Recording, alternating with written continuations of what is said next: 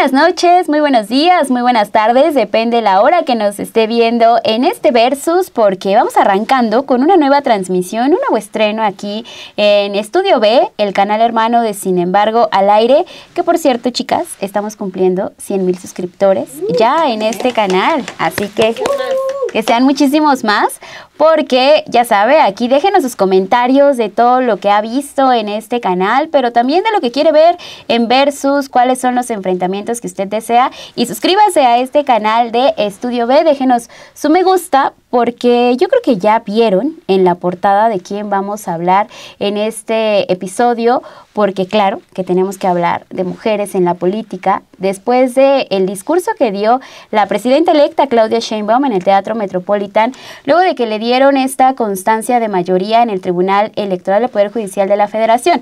La semana pasada, ya lo vamos a comentar más adelante, pero se fue perfilando para que habláramos, sí, de presidenta con A, porque llega Claudia Sheinbaum, pero llega con todas, así como lo dice ella, y aquí vamos a desmenuzar por qué menciona esto. Hay una batalla histórica que se ha dado por parte de las mujeres, no nada más es de ciertos años para acá, para que pudieran llegar a este momento cada una de estas mujeres que Claudia Sheinbaum nombró en su discurso, así que vamos a arrancar mejor con el versus que tenemos preparado para hoy, porque sí, de que hay mujeres ya en la política y ocupando puestos importantes, sí las hay, y aquí las vamos a desmenuzar, así que vamos a una pausa y continuamos con este versus.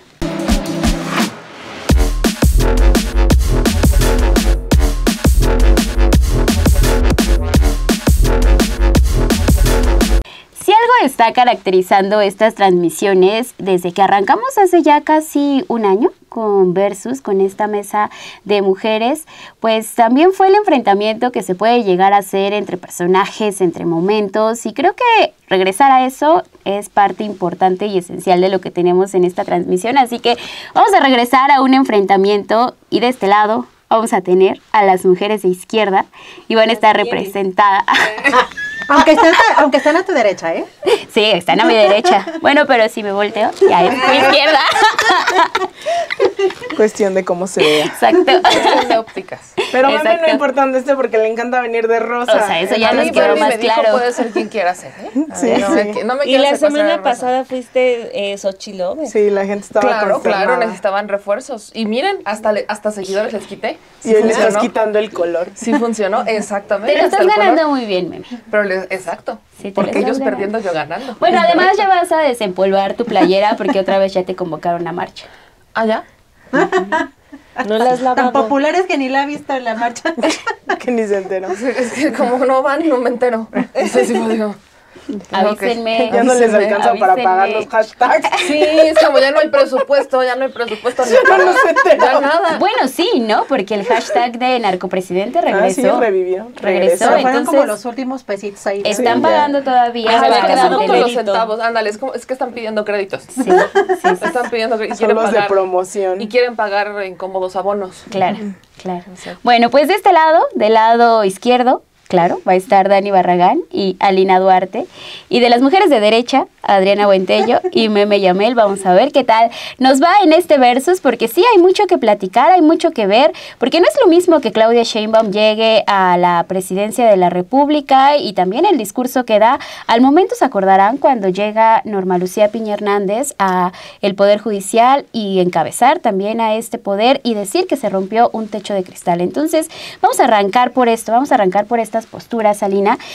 Tú nos decías también previo a que iniciáramos con esta grabación y en el intercambio de ideas que se dio, que querías hablar de todos estos procesos, de cómo llega ahora una mujer a la presidencia de la República. Entonces, es importante conocer y tener este panorama que es histórico y que también, pues, por muchísimos años se relegó el trabajo de la mujer. Pues a mí me gustaría mucho empezar como de hoy hacia atrás, porque esta frase, más allá de una consigna o algo así, esto de llegan todas, llegamos todas, en parte es verdad, ¿no? Es decir, no es solo Claudia Sheinbaum, es la lucha histórica de millones de mujeres que le han antecedido, que han luchado por diversos derechos y que hoy en México se materializa con esa expresión. Es la primera mujer presidenta en América del Norte. Ahora vamos a ver Kamala Harris, cómo le va en las elecciones del próximo mes de noviembre en Estados Unidos, pero creo que incluso estos dos perfiles nos llegan a demostrar que no basta y creo que se habían quedado cortas con esto de es tiempo de mujeres. No es tiempo de mujeres, es tiempo de la lucha de mujeres feministas de izquierda que han logrado romper esas barreras. Y por eso es que a mí me llamaba mucho la atención cuando el Tribunal Electoral del Poder Judicial le da a Claudia Sheinbaum pues ya su constancia como presidenta virtual electa, porque si no mal recuerdo es Nancy Fraser quien dice esto, no hay que hablar de los techos de cristal, ¿no? Porque todavía hay mujeres que unos rompen el techo y las otras barren los vidrios que quedan. Entonces sí hay que situar esa lucha de clases de las mujeres, porque no es lo mismo que llegue una Kamala Harris, por más que hoy le estén haciendo y le estén vendiendo como la mujer de izquierda que no es, a que llegue Claudia Sheinbaum, a que llegue Clara Brugada, a que lleguen incluso Citlali Hernández a la Secretaría de las Mujeres hoy en México. Y esto tiene que ver con una lucha que incluso han caracterizado como las oleadas del feminismo. No necesariamente muchas estamos de acuerdo con el tema de las oleadas, porque eso significaría a lo mejor algo muy lineal, ¿no? Y no algo transversal. Incluso muchas mujeres de los feminismos, incluso comunitarios, especialmente en Bolivia, hablan de cómo es que el patriarcado pues intersecciona en diferentes momentos y no todo es el feminismo entendido, ¿no? Desde Occidente, de paso esto y luego esto, luego esto. Lo cierto es que el rol de las mujeres ha tenido diferentes momentos de acuerdo a las comunidades. En algún momento, pues las mujeres tenían un rol bastante destacado porque se concebía que eran las mujeres las que hacían mantener a la tribu, ¿no? A través de gestar, a través de darnos a nuestros pequeños miembros de las tribus, las que además cuando se descubre la agricultura, pues también tiene que ver la mujer ahí, ¿no? En el hecho de tener que quedarse en casa y entonces para no estarse moviendo pasan de ser comunidades nómadas a sedentarias. Entonces ha tenido un rol distinto. Lo que sí es importante decir es que esta diversidad y estas diversas opresiones más bien se dan incluso antes que el modelo económico que hoy conocemos. Es decir, el patriarcado antecede al capitalismo. El patriarcado ha estado presente de diferentes formas desde después del comunismo primitivo, en el feudalismo, en la esclavitud. Han tenido diferentes formas de ser oprimidas las mujeres, contrario al modelo hoy capitalista. Es decir, en su momento había una tribu, eso, ¿no? En donde todos formaban parte de la misma, que se le conocía como ese comunismo primitivo. Después en el feudalismo, pues empieza esta diversidad de las clases sociales, del siervo, ¿no? Y en el caso del esclavismo, en el dueño de los esclavos y las esclavas.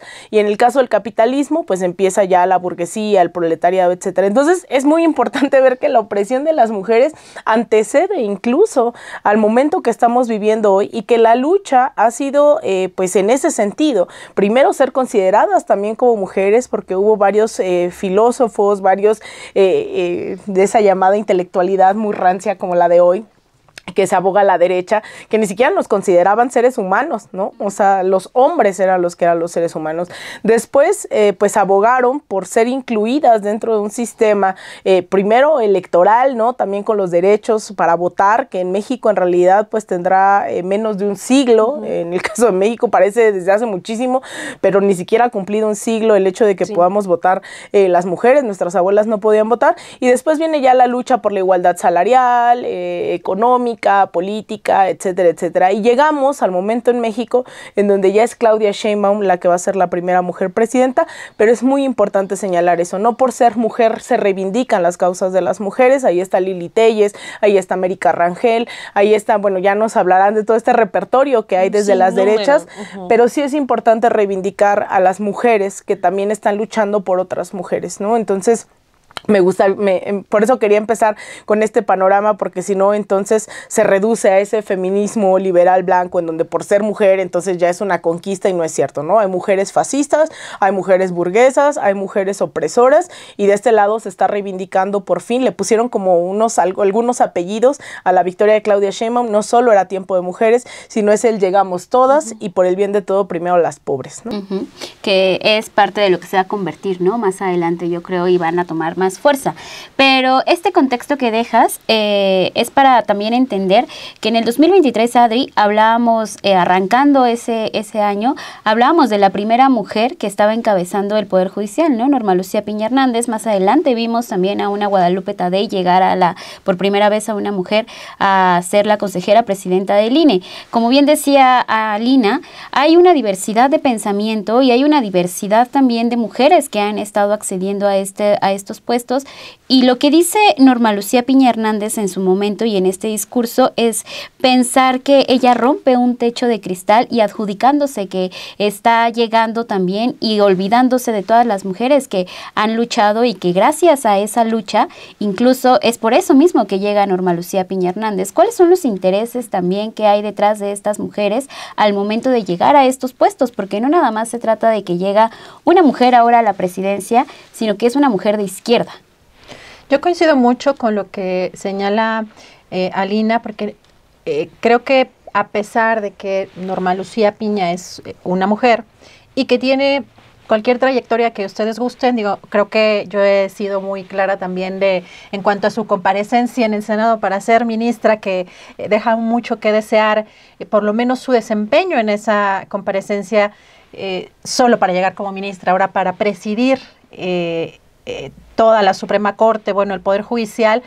Me parece que hay que hacer distinciones porque creo que el machismo, creo que el patriarcado sigue estando escondido incluso en estas causas. Y desde mi punto de vista, el feminismo blanco, y que está también en el, digamos, en el espectro pues de una supuesta izquierda, pero sí yo veo que hay con mucha claridad detrás de Norma Lucía Piña pues muchos intereses que representan al patriarcado, particularmente el poder económico, y que lo hemos visto que ha estado presionando muy fuerte en estos últimos días, ¿no? Hay un vínculo tenebroso, evidentemente, entre el poder económico, el poder político, el poder judicial y pues el pago de impuestos, entre otras cosas. Incluso me atrevo a decir que el tema de las 40 horas, ¿no?, que tan rabiosamente los empresarios rechazan, ¿no?, y que por el momento, pues Morena y sus aliados han tenido que ceder ante esas presiones, lo cual pues a muchos trabajadores nos parece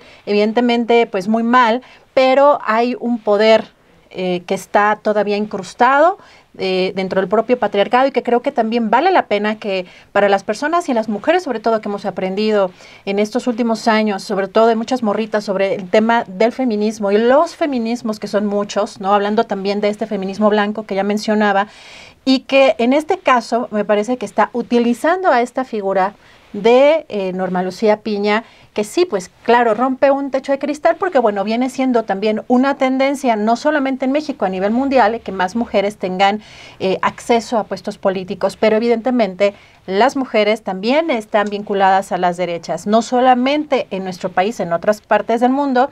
Y yo creo que aquí hay un tema que me parece hermoso de apreciar, porque es algo incluso hasta muy visual, hasta de imaginar la reunión que tuvo con Alito. Nos regala esa estampa fabulosa alguien como Norma Lucía Piña, cuando se revela esta información de esta reunión que habría tenido, ¿no?, para buscar también reunirse con magistrados del Tribunal Electoral. ¿Y cuál es el objetivo? Por supuesto que incidir en las elecciones, por supuesto que en los resultados, en la manera en la que se juzga o en la que se determina o se resuelven estos fallos sobre las elecciones. Y creo que esa estampa está muy clara de dónde vienen esos intereses, y que más allá de que Norma Lucía Piña sí es una mujer y poder tener cualquier trayectoria que quieran destacar, los hechos concretos de un personaje como Alito Moreno, además con esta trayectoria tan grotesca, machista, misógina, donde pues se le ha acusado de extorsionar a muchas mujeres, incluso dentro del Partido Revolucionario Institucional, tiene estas alianzas con Norma Piña, y que ahora estamos viendo que Norma Piña está encabezando una cruzada también directamente política en contra de la Cuarta Transformación. Es decir, creo que las causas de los trabajadores del Poder Judicial son muy legítimas. El problema es cuando la mano, ahora sí, de que quien mece la cuna es directamente de la presidenta de la Suprema Corte de Justicia de la Nación, con todo lo que ello implica, con todos estos poderes económicos, y que ahora vemos al presidente salir a decir, bueno, que los principales, las fortunas, los dueños de las fortunas más importantes del país, que salgan a expresarse de manera directa, porque hay una máscara que se está cayendo. Norma Lucía Piña representa a esos poderes económicos y políticos, es decir, no hay una representación del Poder Judicial, no supieron ni siquiera defender o dar una imagen institucional. Es una afrenta directamente contra el gobierno del presidente López Obrador, y que me parece que la reforma es sumamente delicada para que se quede en esta postura política bélica por parte sobre todo del Poder Judicial. Sí, porque ya vas encaminando justo a cómo las mujeres pues pueden representar distintos intereses cada quien, ¿no? O sea, lo que hemos visto, y ahora también este triunfo que se le da a Claudia Sheinbaum, Dani, tiene que ver mucho con que es una mujer de izquierda, porque representa un proyecto que está ahorita. ¿Qué significa también esto, no? Que Claudia Sheinbaum sea una mujer de izquierda y esté accediendo a ese cargo y que tenga también esta ideología. Antes de hablar de ese punto, creo que también es necesario estacionarnos un poco en parte de las reacciones que hemos encontrado en la gente, ¿no? Porque yo no soy muy partidaria de sentarme a explicarle feminismo a los hombres, porque siento que cada mujer ha dejado de leer un libro o una novela que quiere por leer una lectura que la acerca al feminismo. O sea, es un asunto también de invertirle tiempo a lo que tú quieres explicarte, de por qué este mundo es tan desigual, ¿no? Por eso no soy como tan partidaria de explicarle a los hombres esto, porque siento que el mismo tiempo que ellos tardan en escribir el machismo y el feminismo son lo mismo, es el mismo tiempo que pueden ponerlo en un buscador y poner por qué el machismo y el feminismo no son lo mismo. Pero voy a hacer una excepción a esto que estoy comentando, porque sí me llega a sorprender bastante que en el discurso de Claudia Sheinbaum, en donde dice, a ver, lo que se nombra existe, entonces no soy presidente, soy presidenta con A, ¿no? Y además, para también los que se dan golpes de pecho con el lenguaje, está aprobado por la Academia de la Lengua Española desde hace 30, casi 20 años, entonces tampoco está mal escrito ni está mal pronunciado. Sí se puede decir presidenta con A. Pero hay muchas resistencias, ¿no? Y hace un momento decía que me sorprende porque, o sea, el que Claudia llegue a la presidencia no es un triunfo solamente de las mujeres. La mitad de los votos lo emitieron hombres. Entonces, a Claudia, a la primera mujer presidenta, la escogieron hombres y mujeres. Pero estamos viendo que, aunque ya hicieron lo más difícil, que es ir a emitir el voto y decir, yo confío en Claudia Sheinbaum, hay este tipo de pensamiento de que al momento en el que la presidenta habla de una política de mujeres, es solamente para mujeres y que por lo tanto se le va a descuidar a los hombres, ¿no? Que tiene que gobernar para todos y no nada más para las mujeres. Aquí es donde entramos a ese punto que tú decías, ¿cuál es la importancia de que llegue una mujer y además una mujer que se identifica en la corriente política de la izquierda? Porque eso te permite identificar también todas las brechas que hay. Ahorita, por ejemplo, nosotras, nuestra generación, hablamos mucho de la brecha salarial, ¿no? Por ejemplo, que hombres y mujeres que están en un mismo cargo ganan de manera muy distinta y que los hombres suelen ganar más sin ninguna razón aparente, solamente por el hecho de pues, ser hombres, ¿no? Eso es una realidad, también hay datos, no es nada inventado en este punto. Entonces, como que todavía cuesta trabajo el hecho de que una mujer te diga, oye, es necesario empezar a cerrar brechas históricas. La fecha del primer voto de la mujer fue en 1955. Antes, todas las decisiones las tomaban los hombres. Imagínense, todavía hay mujeres vivas ahorita que veían la vida política pasar, ¿no? O sea, que todo ocurría en un ente externo, en un ente ajeno, y ellas sentadas no eran tomadas en cuenta, eran prácticamente ciudadanos de segunda, ¿no? Hay una parte del discurso de Claudia Sheinbaum en donde dice, hay que recordar a las abuelas y a las madres, y ojo con esto, que es que no sabían escribir porque la escuela no era para las mujeres. Y eso, hagan ese esfuerzo, lo tenemos todavía en casa. Una de mis abuelitas aprendió a escribir porque la tía le enseñó, no porque ella haya ido a la escuela, sino porque las tías o la mamá o alguien se sentaba a enseñarles. De ese tamaño son las brechas. Y no estamos hablando de que pasó hace 100 años, o sea, todavía lo podemos encontrar en nuestras familias, ¿no? Entonces, no es descabellado que el hecho de que llegue una mujer a la presidencia de la República siente en sus primeros discursos esta necesidad de empezar a cerrar brechas. No es un asunto de que se va a descuidar a los hombres, que ahora los hombres no van a votar, no van a tener voz ni voto, no van a ser tomados en cuenta, no. Es empezar a cerrar esas brechas que, por ejemplo, en la administración de Andrés Manuel López Obrador, sí yo sentí ese estilo, ¿no? De decir, no, del feminismo no, es para todos. Ahora podemos decir, no es suficiente que llegue una mujer, debe llegar una mujer con perspectiva feminista, ¿no? Porque ahí es donde te cambia todo. O sea, mujeres en el poder las hemos tenido y podemos poner a una de las peores como ejemplo, que sería una Margaret Thatcher, ¿no? Que es la madre del neoliberalismo más violento en este mundo y que quedó registrada como tal, ¿no? Una mujer que de verdad desahució a toda una generación de todo un país. Entonces, no, necesitamos una mujer que sea de izquierda y que sea feminista para reivindicar los discursos y para tomar cartas en el asunto. Y cerraría con esto el primer comentario, sumando a lo de Piña, a lo de Citlali Hernández, a lo de la propia Claudia Sheinbaum, de que lo que las tiene que definir son las causas. El reconocimiento de ser las primeras les dura, sí, una semana, un día, se les tiene que dar el reconocimiento. Eres la primera, buenísimo, lo lograste. Pero en serio, dura poco tiempo. Lo que importa son las causas, porque las acciones, las causas, dejan un legado. Que eso es lo que sí puede darle seguimiento y darle un cauce a cientos de mujeres que vienen atrás de ti. No dejar que sea un eslogan, eso de llegamos todas, ¿no? Sino que sea una realidad y decir, estos temas se tienen que hablar y no, señores, no se les va a descuidar a ustedes, pero el hecho de que las mujeres vengan décadas con rezago también recae hasta en el desarrollo de la vida de los hombres, en el desarrollo económico de todo un país. Entonces, claro que se tiene que empezar a hablar de eso y cierro con lo que inicié.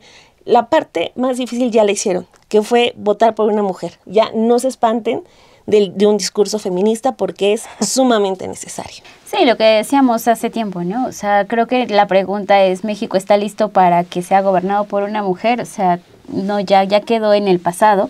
Pero ahorita que estabas hablando, Dani, pensaba mucho en Alessandra Rojo de la Vega y su pañuelo. Y su pañuelo, que ya en realidad lo trae siempre como un accesorio. Para las mujeres de derecha muchas veces es eso, ¿no? O sea, sumarse nada más a una causa por querer entrar en esta parte buena ondita de decir, ay, sí, yo también soy parte de esta causa, pero es un feminismo falso, ¿no? O sea, lo que vemos también de este lado con mujeres de izquierda es las causas que se pueden llegar a hacer realidad, y del otro lado vemos que solamente utilizan esta palabra y todo este movimiento feminista para decir, me pongo un pañuelo y ya soy feminista. Me tocaste un buen vals. Justamente creo que así como Norma Piña es un ejemplo de mujer de derecha, Alessandra Rojo de la Vega es otro ejemplo de mujer de derecha. Hay quienes son más extremas, de derechas más extremas, como es Lili Telles o América Rangel, ¿no? Que su defensa hacia las mujeres es defender los embarazos incluso no deseados, ¿no? Entonces esta concepción de la familia que vuelve a ser muy apegada al patriarcado, ¿no? Hay mucho de lo que, si nos vamos a las raíces del por qué a las mujeres no nos dejaban estudiar y solamente nos mandaban a las casas, pues era el porque necesitaban tener hijos. Vaya, si nos vamos incluso al origen de la historia, la labor de la mujer no es que no fuera importante, era de la más importante. ¿Por qué? Porque así hacía soldados. En su momento, después de ser soldados, trabajadores. ¿Quiénes son las personas que traen al mundo más personas? Las mujeres. Entonces, si nos vamos al sentido más básico, desde el origen de la humanidad, es ese.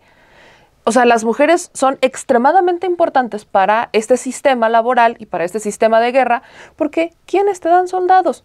O sea, el hombre solito por sí mismo no puede, no evoluciona un ser humano solamente con el esperma del hombre. Necesitas a la mujer. Entonces, ese sistema tan básico es la razón por la que las mujeres no es que no fuéramos importantes, éramos extremadamente importantes, pero en una tarea en particular. Como si las demás tareas no las pudiéramos desarrollar. Ahorita lo que decía Dani, de por qué las mujeres no habíamos, el tema de las escuelas, que es un discurso muy, para mí personalmente muy conmovedor, porque mi mamá, solamente la dejaron estudiar hasta la primaria. Sabe leer, sabe escribir, pero no la dejaron estudiar una carrera. ¿Por qué? Porque ella tenía que estar enfocada en su casa. Claro. Y yo no sé si ustedes o alguien en casa le ha preguntado a sus mamás o a sus abuelas qué hubieran querido ser. Y a ellas les arrebataron esos sueños. Hay muchas mujeres a las que les arrebataron el sueño. Mi mamá pudo haber sido doctora o ingeniera. Y no le dieron esa oportunidad. ¿Quién la decidió? ¿Mi abuela? No, mi abuelo. ¿Por qué? Porque tu chamba es estar a tu casa, ¿no? Y lo hizo con mucho amor y es una gran madre y creo que muchas madres son extremadamente grandes madres, pero vuelvo a ese mismo discurso que pone Claudia, las madres somos madres, dejamos todo para ser madres y luego lo volvemos a dejar todo. Exactamente es eso. Ahora el punto es, estamos justamente en este equilibrio de decir, ¿todas las mujeres quieren ser madres? O sea, la pregunta es esta, ¿quieres? Si no quieres, no. Si quieres, sí. O sea, que es un tema de quieres. Eventualmente la sociedad ha ido como evolucionando a tal grado en el que ya no es algo como que te obliguen directamente, pero sí socialmente. Conozco muchas compañeras y creo que todas conocemos amigas, compañeras que se han casado y que han tenido hijos sin siquiera estar seguras de que querían casarse o tener hijos, sino porque era lo que seguía después de un noviazgo muy largo o era lo que seguía después de una relación, o sea, era como lo que porque seguía. los papás ya te decían, ya, eso. O sea, es como, o esta presión social de, ¿y cuándo la boda? Y luego, ¿y cuándo los hijos? Y luego, ¿y cuándo el hermanito? Entonces, la sociedad ha ido evolucionando a descafeinar una imposición, a hacerla más psicológica, como una imposición más psicológica. Entonces, entendiendo eso, hay que hacernos esta gran pregunta. ¿Qué tanto hemos ido evolucionando? En los últimos días, bueno, ya tiene mucho en realidad, leo no solo a hombres, pero sí más hombres que mujeres, cuestionar el tema de género, ¿no? Cuando Claudia Sheinbaum anuncia lo repite mucho el programa para mujeres de 60 a 64. Hay muchos comentarios de hombres diciendo, ahí va otra vez las preferencias, la política de género.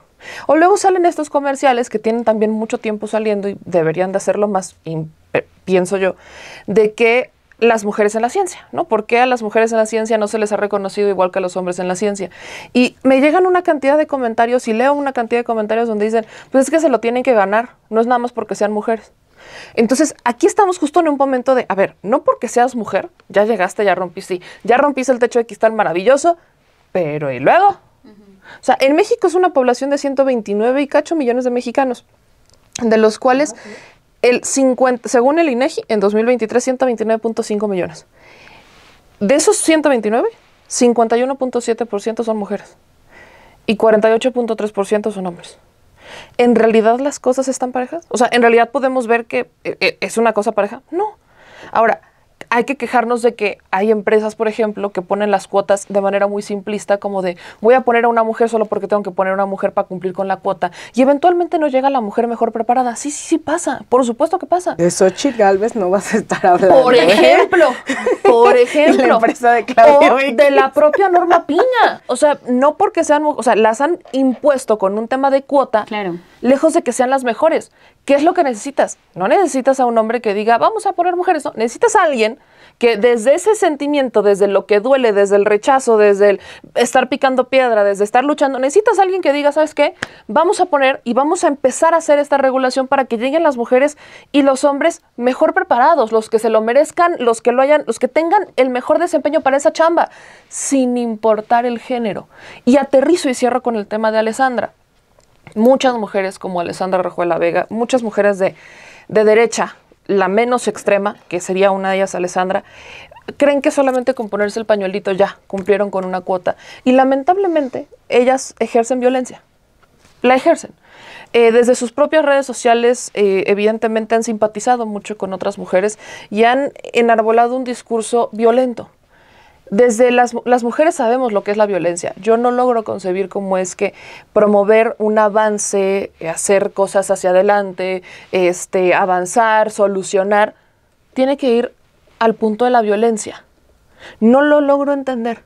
O sea, cuando alguien la critica, inmediatamente manda, o sea, hace toda una, no sé si estrategia, pero es el efecto cadena que provoca, y como ella muchas, de hacerse la víctima cuando ella también ha cometido errores. Al punto al que quiero llegar es, no importa si eres mujer o hombre, tienes que reconocer si has cometido errores y tienes que reconocer cuando tienes aciertos, y entonces ser autocrítico. Si eso no lo tenemos, nunca va a haber equilibrio. Necesitas políticos centrados en esto, que puedan avanzar, que no que porque se ponen un pañuelito dicen ya, que no porque se ponen un moñito naranja ya, o no que porque se ponen un moñito rosa ya lo hicieron. Ni los moñitos rosas, naranjas, verdes, morados, no importa el color que se quieran poner, eso no significa nada cuando a fondo no solucionas nada desde un puesto de poder, y mucho más cuando desde ese puesto de poder das un ejemplo completamente opuesto. Y con todo este contexto que ya hemos hablado de tratar de distinguir a las mujeres de izquierda y a las mujeres de derecha, caemos a lo que va a poder hacer Claudia Sheinbaum y también lo que va a pasar con las mujeres de derecha, ¿no? Porque decías, Dani, que hay que ver esta realidad, ¿no? De llegamos todas. ¿Cuáles son las causas también que tiene el proyecto de Claudia Sheinbaum? Todo lo que ella misma ha cosechado y ahorita ya está tratando de sacar adelante en las propuestas que tiene para ver realidad estos hechos, ¿no? Porque creo que también en esas causas se va a ver el reflejo y la visión de una mujer de izquierda y una mujer feminista. Sí, primero el hecho de que desde el primer día de su campaña empezó a hablar de un sistema nacional de cuidados, ¿no? Que es un tema fundamental para las mujeres en México, sobre todo porque ustedes métanse a las cifras del INEGI, es sorprendente la cantidad de tiempo que una mujer le dedica a los cuidados y a las tareas del hogar en este país. Sea la mujer que sea, trabaje, sea profesionista, sea doctora, sea lo que sea, una mujer difícilmente puede tener tiempo libre porque tiene que cuidar, sí o sí, tiene que trabajar en el hogar. Entonces, el hecho de que ya lo tenga, al menos en el primer discurso, y que empiece también con ciertas políticas para hablar de ese sistema nacional de cuidados, es un avance. El hecho del programa que mencionaban hace unos momentos, del de 60 a 65 años, es una realidad también, y también están ahí los datos, los tiene el Coneval, de que México tiene ya poquito menos de la mitad de su población en la pobreza, y de esa población en la pobreza la mayoría son mujeres, ¿no? Entonces, claro que se tiene que atender de manera especial a las mujeres que ya están entrando en esa tercera edad, que a lo mejor nunca trabajaron porque siempre trabajaron de manera remunerada, y a las que no trabajaron porque trabajaron en su casa, ¿no? Porque también siempre es hacer todas esas aclaraciones de que no es que una mujer no trabaje, hay trabajo no pagado en casa, que me regresa al otro tema del sistema de cuidados. Entonces, es necesario darles a las mujeres un apoyo extra, porque pues también las estás orillando quizás a la calle, quizás a pedir dinero prestado, endeudarse, hasta, sin sonar exagerada, hasta echarlas de su casa, ¿no? ¿Cómo te pagas una renta? Ya si no tienes nadie que te cuide, aunque tú cuidaste toda tu vida, no tienes nadie que te cuide, ¿qué pasa contigo? Pues el Estado te está desahuciando. Entonces, claro que tenía que haber un apoyo para ese rango de edad antes de entrar ya al apoyo universal de adultos mayores.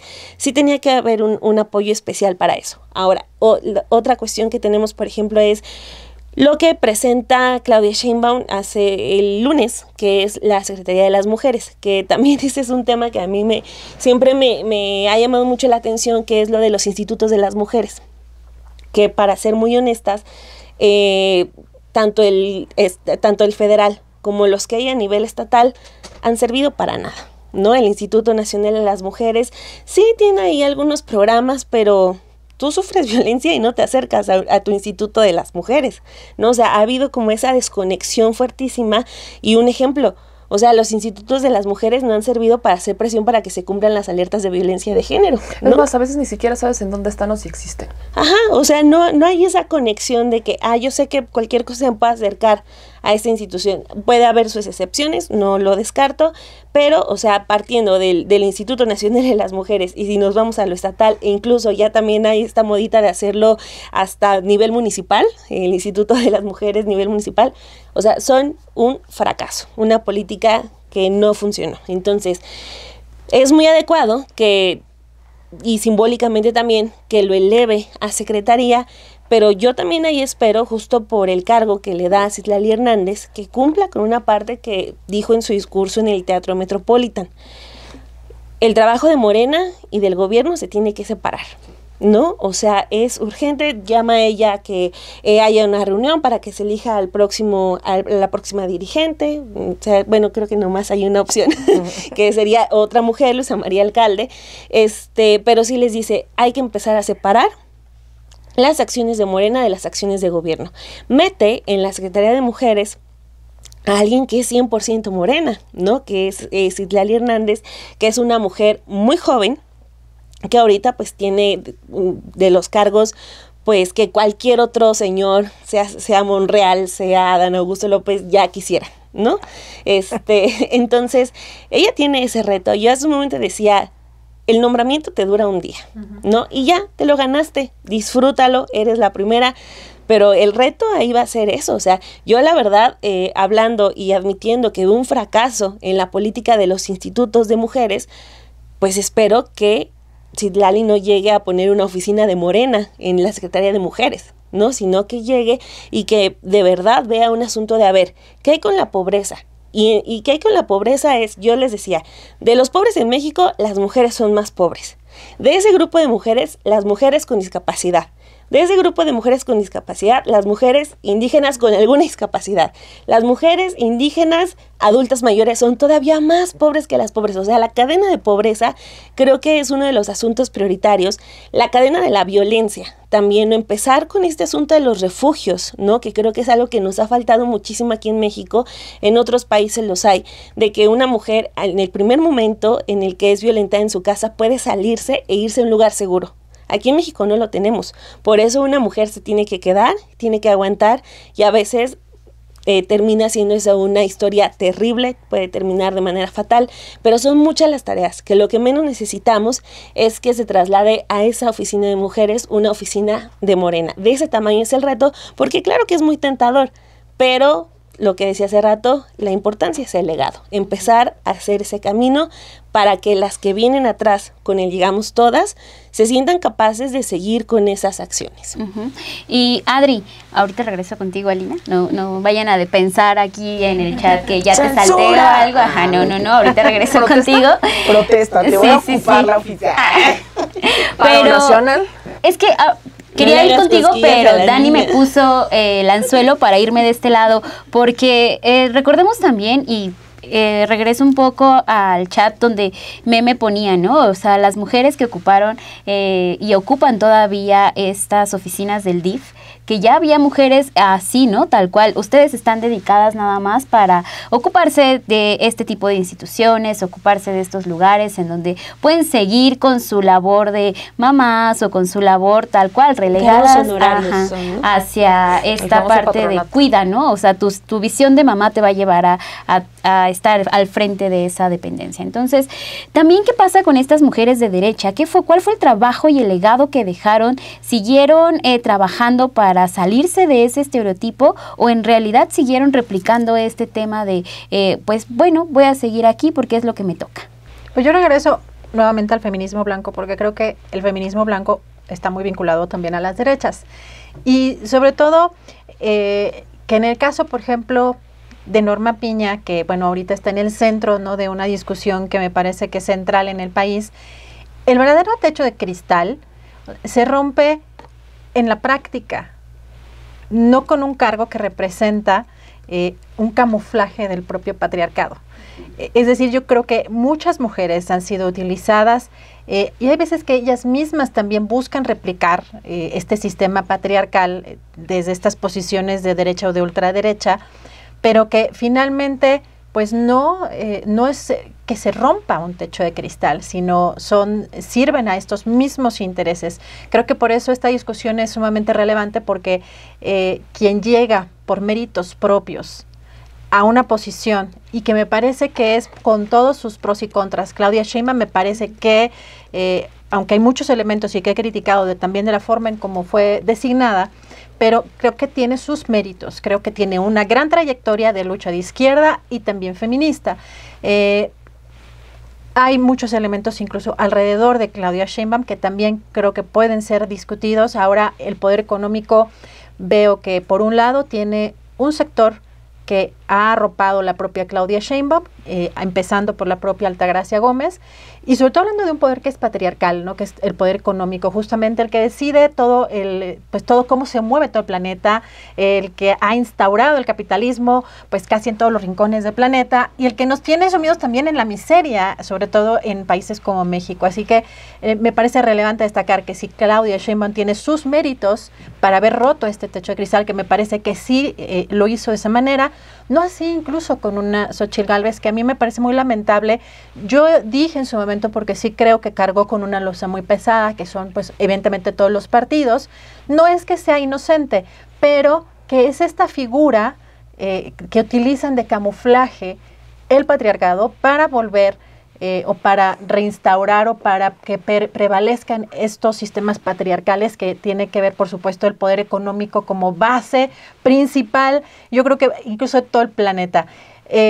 Algo que incluso a mí me parece espeluznante en estos instantes es cómo el propio presidente está viendo que está operando el poder económico en contra ya de una gestión que todavía no inicia. Es decir, hay una reforma que es la que está siendo discutida y que es parte de toda esta estructura patriarcal. Se ve que hay muchos intereses evidentemente por medio. La única parte que a mí me preocupa es pues que la reforma tal cual no es muy buena y que si es muy mala esta reforma al Poder Judicial va a ser más perjudicial. Del Poder Judicial va a ser más perjudicial para el propio movimiento, para la propia Claudia Sheinbaum, para el propio segundo piso de la Cuarta Transformación, si no se opera, si no se modifica o si no se analiza realmente cómo mejorar el Poder Judicial. Así que en medio, digamos, de toda esa discusión, ahí está operando el poder económico y el presidente creo que justamente, repito un poco lo que dije la vez pasada, porque creo que es el centro de lo que estamos viviendo en este momento, este poder económico haciendo presión incluso antes de que entre Claudia Sheinbaum y cómo salir de ese atolladero sin que esta reforma al Poder Judicial pase a ser algo, pues digamos, pase a ser peor o a convertir al Poder Judicial en algo peor de lo que ya es, ¿no? Pero utilizar estas herramientas como el Poder Judicial, pues la derecha lo va a seguir usando. Y creo que eso lo hemos visto en muchos países. Diego Lina nos podrá comentar con más detalle, evidentemente, lo que ha pasado con los lawfare en América Latina, pero aquí parece que se está gestando algo y ahora con estos paros que están paralizando literalmente al Poder Judicial, me parece que hay un chantaje muy importante de por medio. El presidente ha intentado desestimarlo, pero finalmente es parte de este juego de la oposición que está también instalado en una etapa aparentemente nueva de es tiempo de mujeres. O sea, estos poderes empujando a través del Poder Judicial, pero por los mismos poderes, y que el que sea una mujer el que esté encabezando el Poder Judicial, honestamente no implica nada, no implica ni un beneficio para las mujeres. Lo hemos visto, no porque sea directamente la responsable, pero lo hemos visto en el caso, por ejemplo, de María Elena Ríos, lo hemos visto en el caso de Lidia Cacho, con el cambio de medida cautelar Mario Marín, al exgober Precioso. Es decir, no hubo ni un saneamiento, ni un mejoramiento del Poder Judicial cuando llega Norma Piña, y menos para las mujeres. Creo que ha sido incluso peor, y eso lo han denunciado gente como Salvador Leiva al salir de la Defensoría Pública, con gente que se fue a instalar, ¿no? Que incluso tiene vínculos, como lo hemos mencionado en otros momentos, con la propia Isabel Miranda de Wallace, ¿no? Es tiempo de mujeres muchas veces es nada más una ilusión, es pensar que sí, ¿no? Que podemos avanzar y que podemos estar caminando en un camino que ya está marcado para nosotras, ¿no? O sea, en realidad muchas veces tenemos que seguir batallando desde nuestras propias trincheras, y en ese sentido y a ti, Alina, que te gusta ver como todos esos procesos, esto que decía Adriana, lo que ya mencionaba Dani, lo que hemos mencionado con Meme hasta este momento, pues nos hace ver también que son una diversidad de mujeres que han ocupado no solamente espacios como el Poder Judicial, como el INE, sino también en la Cámara de Diputados, sino también ya poco a poco vemos más representación de las mujeres. Sin embargo, siempre está este estigma de decir, lo va a hacer mal, o una propia mujer va a decir, ¿no? Ay, pero es que es la mano, en el caso de Sheinbaum, es la mano del presidente Andrés Manuel López Obrador. ¿Cómo también lidiar en estos procesos con comentarios de este tipo, de que siempre tenemos que, además de hacer el trabajo que ya se tiene que encauzar, que muchas veces también hay que luchar del otro lado por quitar estos estigmas de encima? Bueno, esa es la lucha del $1,000,000, ¿no? O sea, los machismos, que incluso hay quienes lo han conceptualizado como micromachismos, que en realidad no es que sean micro, ¿no? Sino que más bien se han normalizado a tal grado que entonces ya nadie los cuestiona, que es que de repente llegue alguien y te arrebate la palabra y entonces te tienes que esperar, o que llegue alguien y te diga, ay, sí, pues está muy padre lo que tú dices, pero lo que yo te obligo a hacer es tal o cual cosa, ¿no? Eso, digamos, está muy presente incluso dentro de las luchas, fundamentalmente también de los espacios de izquierda, porque hay compañeros que se asumen de izquierda en muchas cosas, pero cuando corresponde a generar las condiciones para que compañeras estén en la misma la misma igualdad, ¿no? De debatir, de opinar, de tomar decisiones, pues entonces ahí se para, ¿no? Hay una frase muy conocida, si la han escuchado, cuando se le critica a los compañeros de izquierda, le dicen en la calle como el Che y en la casa Pinochet, ¿no? O sea, es que al final de cuentas es esa reproducción constante de estas lógicas patriarcales. Y efectivamente, porque ya seguramente ahorita en el chat están diciendo, pero es que también la violencia contra los hombres, efectivamente, ¿no? O sea, sí, a los hombres también nos matan. A los hombres también, exacto. Y pues sí, o sea, es un sistema en donde el patriarcado también se expresa en mujeres reproduciendo esas propias lógicas machistas, ¿no? Es decir, que se vuelven las favoritas, ¿no? De los hombres para ser validadas, que invalidan a otras mujeres, es decir, o sea, hay muchas dinámicas específicas que se pueden poner sobre la mesa. Sin embargo, lo interesante de ahora es justamente ver, y lo digo ahora que más que explicar el lawfare, no me había yo dado cuenta de lo normalizado tal vez que ya tenemos la participación de tantas mujeres en la 4T, que ahora que regreso, por ejemplo, incluso a Venezuela, en donde lo económico, en lo ideológico van mucho más adelantados que los procesos del resto de América Latina, en el tema del feminismo todavía hay una gran deuda. Entonces ver a tantos varones en los puestos de toma de decisión, mientras en las calles, ¿no? En estas unidades Bolívar Chávez, ¿no? Que son mujeres, las comuneras, las activistas, las legisladoras, pero conforme se va acercando a la toma de decisiones como más arriba, cada vez se va masculinizando más. Y aquí me parecía, o sea, como que me choqueaba mucho, porque creo que hemos naturalizado ver a tantas compañeras legisladoras, a tantas gobernadoras, a tantas funcionarias, ¿no? No nos sorprende ver ahora una secretaría, o bueno, yo no creo que esté sorprendiendo hoy la Secretaría de las Mujeres a nivel federal.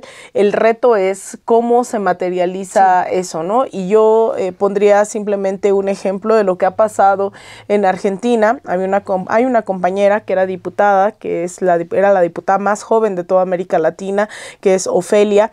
Ofe es tremenda, es un cuadro del feminismo que de verdad, ojalá, espero que venga pronto y que la tengamos incluso aquí, porque de verdad es tremenda, yo la admiro mucho. Pero una de las cosas que ella hablaba a propósito del nacimiento de la Internacional Feminista, que fue en Iztapalapa hace 2 años, con Clara Brugada, Citlali Hernández, con Carol Cariela, con un montón de referentas del feminismo en América Latina.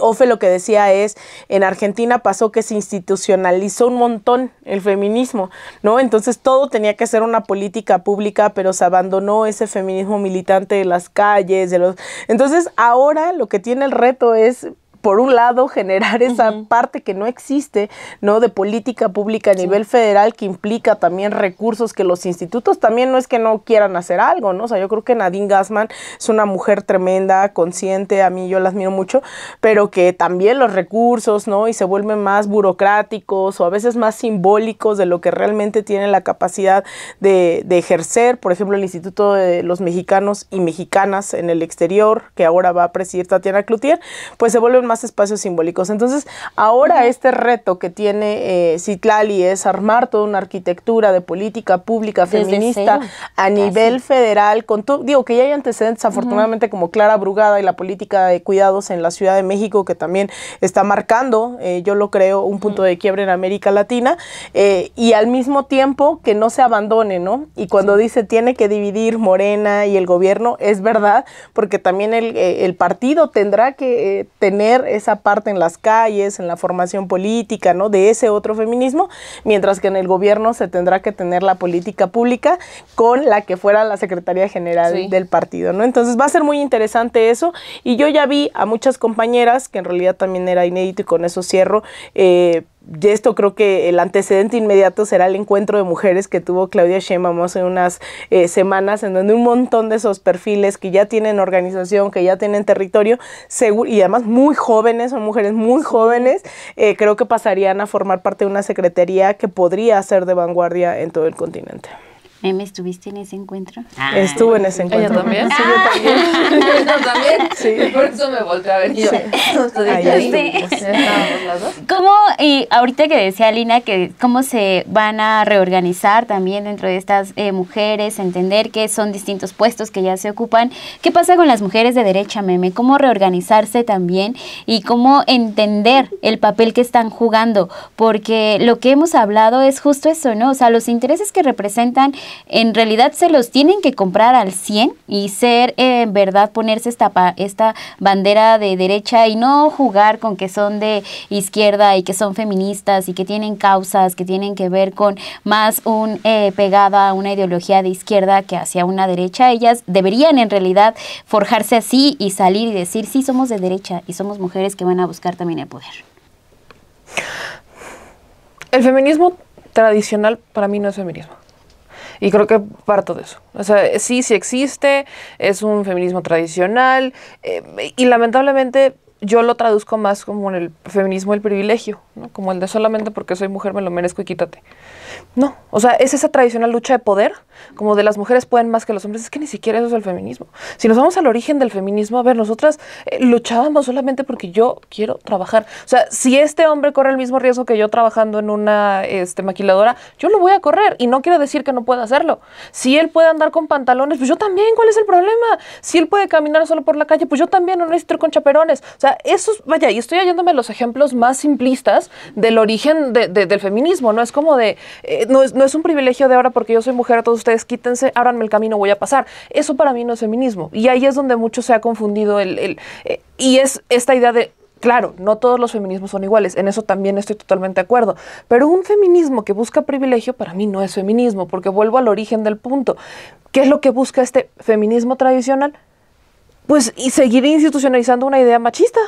Seguir respondiendo a las ideas y a los intereses del patriarcado, perdón, pero pues eso no tiene absolutamente nada que ver. No tenemos que estar de acuerdo en todo, por supuesto que no. Eso de que las mujeres no pueden ejercer violencia en contra de las mujeres es completamente falso.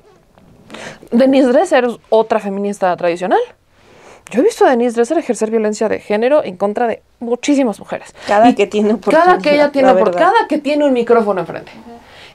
Cuando una vez la intentan sancionar, ella agarró el modo víctima y dijo, no, es que, perdón, eso no es feminismo. Y lo peor del caso es que en el caso, a ver, valga la redundancia, poniendo el ejemplo de Denise Dresser, ella cree que tiene como el feministómetro, ¿no? Y si estás comulgando con ella está bien, y si no, no.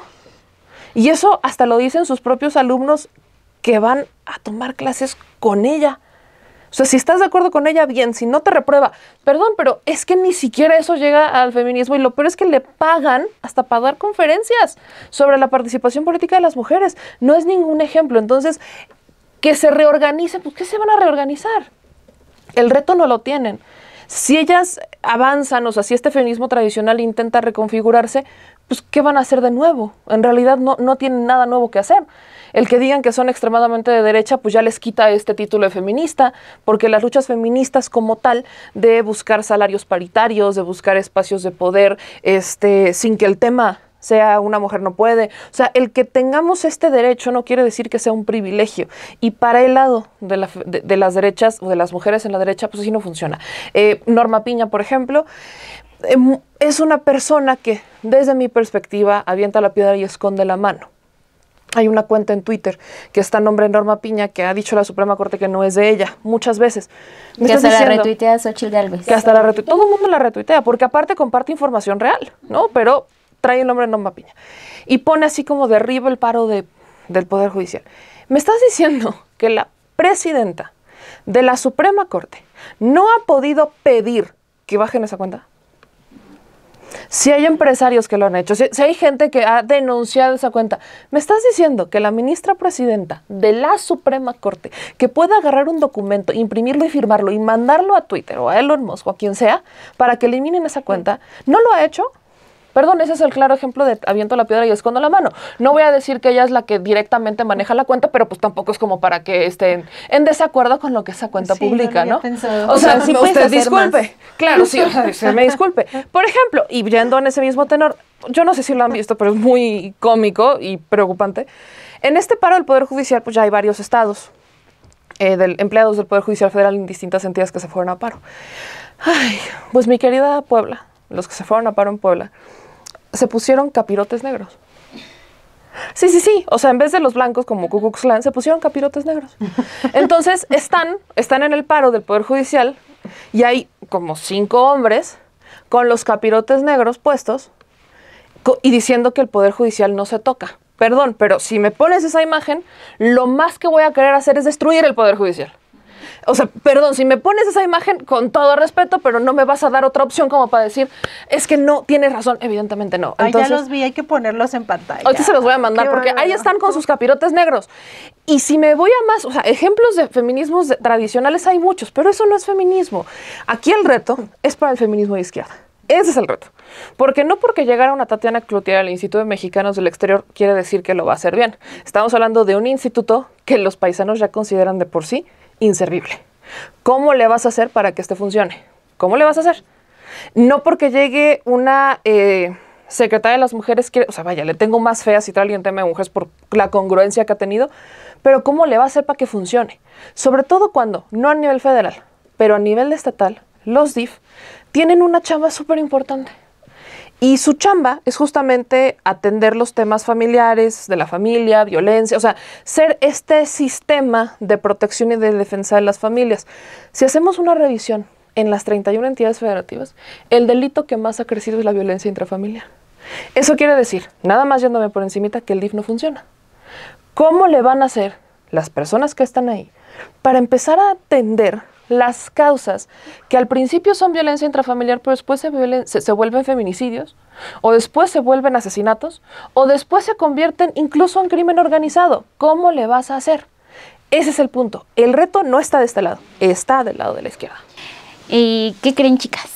57 minutos llevamos de grabación. Y creo que voy a terminar con una pregunta de sí, ¿no? Porque No. es un doble reto para Claudia Sheinbaum y para las mujeres que están en el poder, hablando también de las mujeres, ¿no? O sea, de izquierda, de estas causas que ya pueden empezar a ver resultados. Es un doble reto para las mujeres que estamos accediendo o que buscamos un lugar y ser reconocidas como cualquier hombre que trabaja en cualquier lugar. ¿Sí o no? Sí, yo diría que sí. Porque, o sea, no es solamente el reto de llegar, sino de demostrar que no eres hechura del que ya se fue, ¿no? En este caso, Andrés Manuel López Obrador. Creo que sí tiene mucho de eso, ¿no? Sin lugar, y nos pasa a todas, nos puede pasar a todas, ¿no? Que siempre sentimos que el que se para al lado de nosotras con esto del síndrome del impostor que solemos tener mucho las mujeres, el hombre que se pone a tu lado tiene más capacidad que tú. ¿Por qué? ¿Quién sabe? Pero lo sientes, ¿no? Entonces, creo que nos pasa a todas, que sí, o sea, sientes que tienes que demostrar hasta el triple de tus capacidades. ¿Alguien quiere agregar algo más?